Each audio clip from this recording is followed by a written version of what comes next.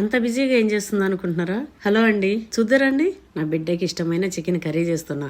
సినిమాకి వెళ్దామా అన్న అయితే రామమ్మీ వెళ్దామని చెప్పింది. ఇంకేం చేసినా నా బిడ్డ దగ్గరికి వెళ్ళిన. వెళ్తూ మా దగ్గర దొరికే స్కిన్ తో నుండే చికెన్ తీసుకెళ్ళిన. మా అమ్మాయి ఇంటి దగ్గర స్కిన్ లెస్ ఇస్తుంటారు.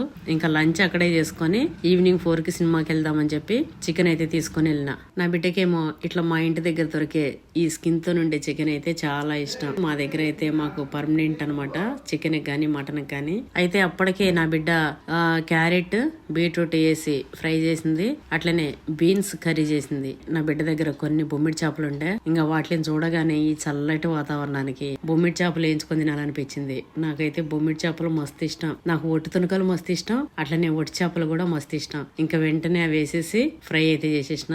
ఇవైతే నేను నా బిడ్డ తినేస్తాం. ఇంకా అందులో పచ్చిమిర్చి నంచుకొని తింటుంటే ఒక ఉంటా చూడండి, అసలు చికెన్ కంటే ముందు ఇది తినాల్సిందే. బొమ్మిడి చేపలు అయిపోగానే ఇంకా ఆగకుండానే తినేసిన. ఇంకా అందరం లంచ్ చేసుకొని అప్పటికే 2:30, 3 అయింది.